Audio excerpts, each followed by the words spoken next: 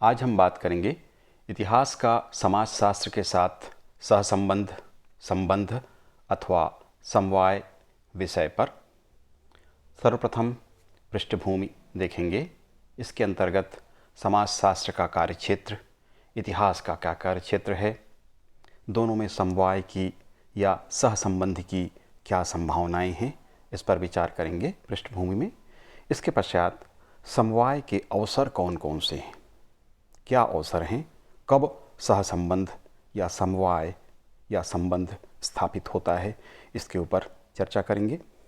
इसके पश्चात इतिहास व समाजशास्त्र की निकटता के लिए कुछ विद्वानों ने प्रयास किए थे, उसमें उन्हें सफलता प्राप्त हुई।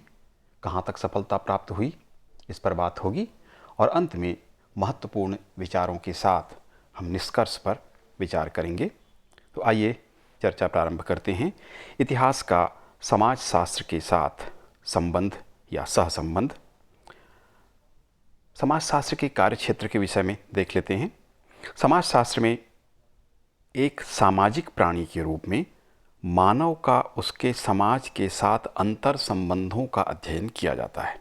सामाजिक विकास, सामाजिक परिवर्तन, गतिशीलता, परिवार, विवाह, नातेदारी, समाज का मनोविज्ञान, अपराध, समिति, संस्था, समुदाय, परिस्थिति, भूमिका, सामाजिक नियंत्रण, सामाजिक प्रतिमान, मूल्य, स्तरीकरण, सामाजिक व्यवस्था, सामाजिक प्रक्रिया, संस्कृति, प्रजाति, वर्ग, संगठन, समाजीकरण आदि समाजशास्त्र के अध्ययन के समाज से संबंधित मुख्य विषय हैं।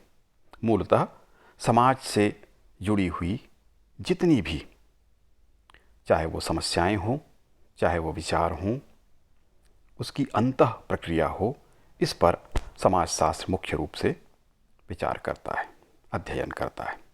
इतिहास मनुष्य की समस्त गतिविधियों का, अतीत की समस्त गतिविधियों का अध्ययन करता है। स्वाभाविक रूप से वह सामाजिक गतिविधियों का भी अध्ययन करेगा। तो इससे स्पष्ट हो जाता है कि इतिहास के अंतर्गत समाजशास्त्र के अध्ययन वस्तु का भी अध्ययन होता है। यद्यपि समाजशास्त्र की तुलना में यह सीमित होता है, अन्यथा सारे के सारे शास्त्र इतिहास पढ़ने से ही सिद्ध हो जाते। तो इतिहास समाजशास्त्र के विषय का भी अध्ययन करता है, ये स्पष्ट होता है। ये दोनों में अंतर संबंध को स्पष्ट कर देता है कि सामाजिक विषयों का अध्ययन समाजशास्त्र में और इतिहास में भी सामाजिक विषयों का अध्ययन होता है। इस तरह स्वाभाविक रूप से इनके अंतर संबंध हैं। हेनरी जॉनसन के अनुसार इतिहास सभी सामाजिक विज्ञानों की पृष्ठभूमि अथवा संगम स्थल है। ट्रेवेलियन के अनुसार इतिहास सभी विषयों का निवास गृह है। सभी विषयों का, तो समाजशास्त्र भी इसमें सम्मिलित है। इतिहास सभी सामाजिक विज्ञानों की पृष्ठभूमि है, उसमें भी समाजशास्त्र सम्मिलित है या संगम स्थल है, जैसा कि हेनरी जॉनसन ने कहा। ट्रेवेलियन भी उसी का अनुमोदन कर रहे हैं।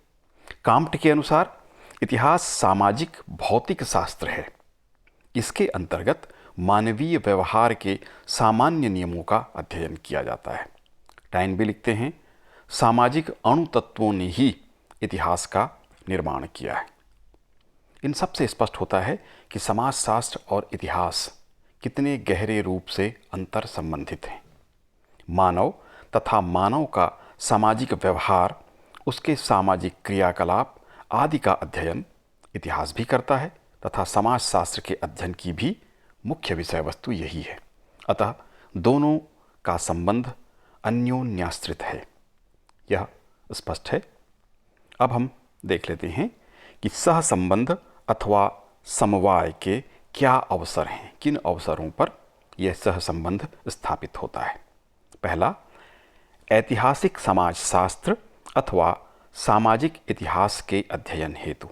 इतिहास और समाजशास्त्र की समन्वित शाखा ऐतिहासिक समाजशास्त्र या सामाजिक इतिहास का जब अध्ययन किया जाता है तो दोनों का सहसंबंध स्थापित होता है। नाम से ही स्पष्ट है, ऐतिहासिक समाजशास्त्र या सामाजिक इतिहास प्रकारांतर से एक ही अर्थ रखते हैं। समन्वित अध्ययन की परंपरा आधुनिक काल में चल रही है, तो ऐतिहासिक समाजशास्त्र या सामाजिक इतिहास इसको कहा जाता है। इसके अध्ययन के अवसर पर समवाय या सहसंबंध स्थापित होता है। इतिहास पर आधारित समाजशास्त्रीय नियम। समाजशास्त्र के जो नियम हैं, समाजशास्त्र में जब नियमों का निर्माण करना होता है तो इतिहास की ओर झांकना समाजशास्त्र को आवश्यक होता है, क्योंकि नियम तो तभी बनेंगे जब अतीत में समान घटनाएं हमको मिले। एक तरह की परिस्थिति में एक तरह की घटना, दूसरे तरह की परिस्थितियों में दूसरे तरह की घटना जब होती है तो उन्हीं से नियमों का निर्माण किया जाता है। तो समाजशास्त्र के इस तरह के नियमों के लिए समाजशास्त्र को इतिहास की ओर देखना होता है। तो इतिहास पर आधारित होते हैं समाजशास्त्रीय नियम। समाजशास्त्रीय नियमों का इतिहास में उपयोग होता है। इसी से स्पष्ट हो जाता है कैसे एक दूसरे से अंतर संबंधित हैं। अब समाजशास्त्र में जो नियम बनेंगे वो इतिहास पे आधारित होते हैं, लेकिन उनका प्रयोग समाजशास्त्रीय नियमों का इतिहास में किया जाता है।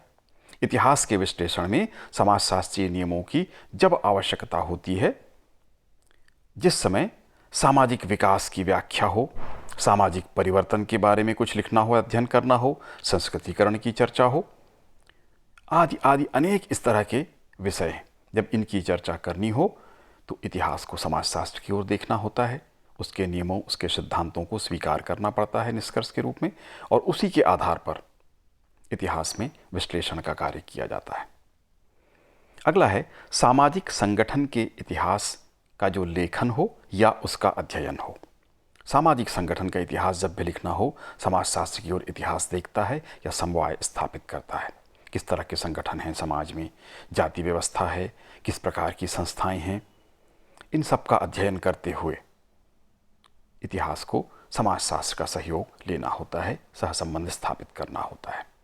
सामाजिक परिवर्तन के इतिहास का जब लेखन हो या अध्ययन हो, समाज में किस प्रकार के परिवर्तन हो रहे हैं, किन कारणों से परिवर्तन हुए, इसके अध्ययन हेतु इतिहास को समाजशास्त्र के साथ संवाद या सहसंबंध स्थापित करना होता है।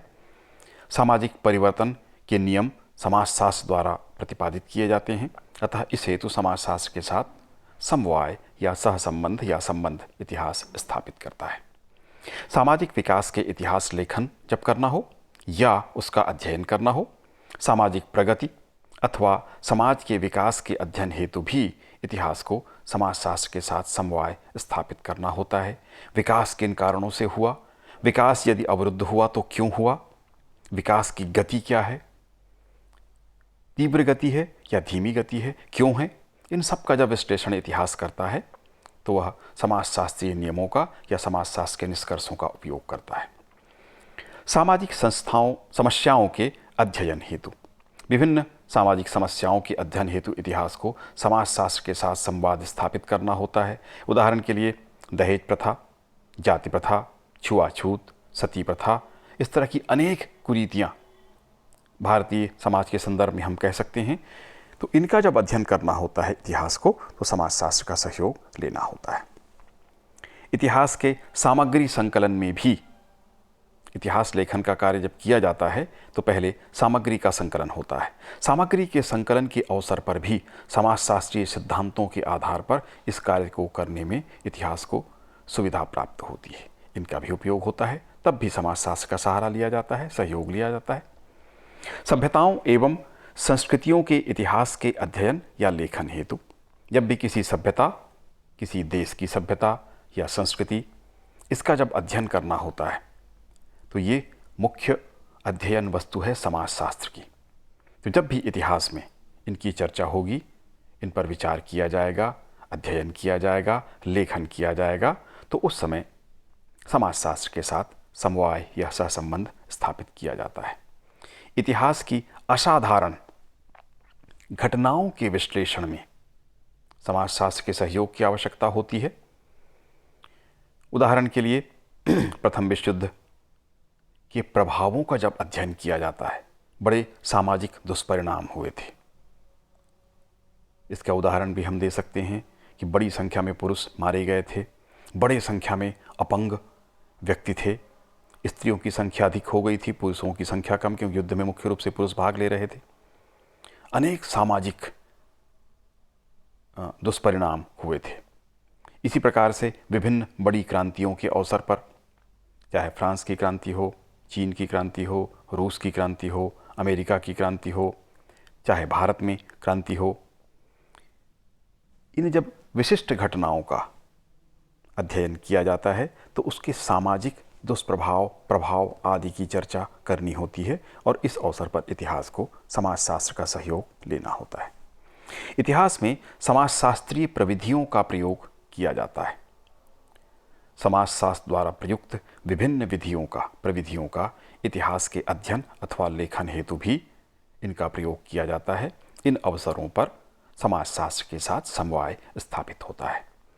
समाजशास्त्र सिद्धांत है ज़्यादातर, इतिहास ज़्यादातर व्यवहार है। इस रूप में भी इनका संबंध है। समाजशास्त्र सिद्धांत देता है और इतिहास उसका व्यवहारिक प्रयोग करता है। समाजशास्त्र अमूर्त विज्ञान है जबकि इतिहास व्यवहारिक विज्ञान है। तो अमूर्त इतिहास मूर्त है, समाजशास्त्र अमूर्त है। इस तरह से इनका परस्पर संबंध है। समाजशास्त्र मूल रूप से सिद्धांतों की चर्चा होती है कि समाज का विकास कैसे हुआ, संस्कृतिकरण किस प्रकार से होता है, और इतिहास में उसका प्रैक्टिकल प्रायोगिक रूप हमको देखने को मिलता है। तो इस तरह से दोनों एक दूसरे से अंतर संबंधित हैं। समाज दोनों विषयों के अध्ययन की प्रमुख विषय वस्तु है, इतिहास की भी और समाजशास्त्र की। समाजशास्त्र की तो इकाई ही मुख्य रूप से समाज को माना जाता है और इतिहास के भी प्रमुख विषय वस्तु के रूप में समाज है। तो क्योंकि दोनों समाज का अध्ययन करते हैं, इस कारण से स्वाभाविक रूप से अंतर संबंधित हैं, एक दूसरे के साथ समवाय स्थापित करते हैं। सामाजिक मनोविज्ञान का जब अध्ययन किया जाता है, ये समाजशास्त्र की मुख्य शाखा के रूप में है। सामाजिक मनोविज्ञान अलग शाखा के रूप में भी सामाजिक मनोविज्ञान का अध्ययन होता है समाजशास्त्र में। तो जब सामाजिक मनोविज्ञान को जानना होता है कि उसकी समाज की क्या मन स्थिति है, इसके बारे में जब चर्चा करनी हो इतिहास में, तो समाजशास्त्र के साथ समवाय स्थापित करना होता है। मानव इतिहास तथा समाजशास्त्र दोनों विषयों के केंद्रीय विषय के रूप में है। हमने पहले समाज के बारे में चर्चा की और समाज का केंद्र बिंदु इतिहास होता है, समाज का केंद्र बिंदु व्यक्ति होता है, मानव होता है। तो इतिहास तथा समाजशास्त्र दोनों विषयों के केंद्र में मानव है अथवा मनुष्य है। तो स्वाभाविक है दोनों विषय इस नाम से इन्हीं का अध्ययन करते हैं, मानव का अध्ययन करते हैं, समाज का अध्ययन करते हैं। इस कारण से अंतर संबंधित हैं। गोविंद चंद पांडे ने लिखा है, मनुष्य का इतिहास समाजशास्त्र एवं इतिहास दोनों में ही किया जाता है। इसी ओर उनका इशारा है। अंतिम अवसर के रूप में विभिन्न सामाजिक उपादानों के ऐतिहासिक अध्ययन हेतु, यथा उदाहरण के लिए परिवार, विवाह, धर्म, वर्ण व्यवस्था, जाति व्यवस्था, सामाजिक मूल्य, स्तरीकरण, संस्कृतिकरण, सामाजिक व्यवस्था, प्रजाति का इतिहास तथा समस्त सामाजिक विषयों के अध्ययन हेतु इतिहास को समाजशास्त्र के साथ संवाद या समवाय या अंतः संबंध स्थापित करना आवश्यक होता है। तो विभिन्न सामाजिक उपादानों के ऐतिहासिक अध्ययन हेतु इतिहास समाजशास्त्र के साथ समवाय स्थापित करता है। अब हम देख लेते हैं इतिहास एवं समाजशास्त्र की निकटता के लिए कुछ प्रयास किए गए कुछ विद्वानों के द्वारा। इनमें प्रमुख विद्वान दो विद्वान हैं। एक हैं इमाइल दुर्खीम के प्रयास। दुर्खीम 1858 से 1917 तक इनका जीवन काल था। दुर्खीम के द्वारा ऐतिहासिक तथ्यों के संदर्भ में संक्षिप्त प्रयोगात्मक और तुलनात्मक पद्धति को अपनाया गया तथा इतिहास एवं समाजशास्त्र को निकट लाने में, इनका सहयोग बढ़ाने में इनकी भूमिका महत्वपूर्ण थी। तो इमाइल दुर्खीम प्रमुख समाजशास्त्रीय विद्वान हैं जिन्होंने इतिहास और समाजशास्त्र के समन्वित अध्ययन पर, उसके समवाय पर जोर दिया था। दूसरे प्रमुख विद्वान हैं मैक्स वेबर। इनके प्रयास, मैक्स वेबर 1864 से 1920 तक इनका जीवन काल था। इनके द्वारा समाजशास्त्र में ऐतिहासिक अध्ययन पर अत्यधिक बल दिया गया। इस तरह मैक्स वेबर द्वारा इतिहास और समाजशास्त्र को निकट लाने में इनकी भूमिका महत्वपूर्ण थी। महत्वपूर्ण भूमिका इनके द्वारा निभाई गई। समाजशास्त्र में ऐतिहासिक अध्ययन की परंपरा इस तरह से आगे बढ़ी। Professor E.H. कार के अनुसार समाजशास्त्र में सामाजिक परिवर्तन और सामाजिक उत्थान अथवा विकास के अध्ययन पर अधिक जोर दिया जाना चाहिए, जिससे वह इतिहास के साथ अधिकाधिक संबद्ध हो सके। जब भी समाजशास्त्र में सामाजिक उत्थान अथवा उसके विकास की चर्चा होगी तो इतिहास के साथ समाजशास्त्र को जुड़ना होगा। इस पर प्रोफेसर E.H. कार इस ओर इशारा कर रहे हैं। B. शेख अली के अनुसार संक्षेप में समाजशास्त्र समाज के अध्ययन में इतिहास की अत्यधिक सहायता कर रहा है, जो केवल सामाजिक अध्ययन तक सीमित नहीं है अपितु निरंतर सामाजिक परिवर्तन एवं विकास को भी प्रस्तुत कर रहा है। B. शेख अली भी इस ओर इशारा कर रहे हैं कि समाजशास्त्र किस प्रकार से ऐतिहासिक अध्ययन में सहयोग कर रहा है। तो इस तरह से विभिन्न प्रयास हुए और समाजशास्त्र और इतिहास आधुनिक युग में एक मिश्रित रूप में भी इनका प्रस्तुतिकरण हुआ है। निष्कर्ष में हम देखते हैं, अंतः अनुशासनात्मक उपागम के अंतर्गत दोनों विषयों का संयुक्त अध्ययन, जिसकी हम अभी चर्चा कर रहे थे, वो शुरू हुआ है।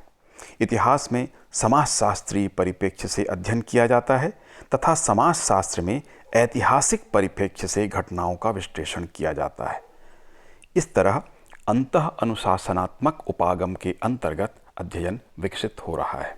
कहने का अर्थ स्पष्ट है कि इतिहास और समाजशास्त्र मिलकर समन्वित शाखा के रूप में भी कार्य कर रहे हैं। इससे स्पष्ट हो जाता है कि दोनों विषय एक दूसरे से किस प्रकार से संबंधित हैं।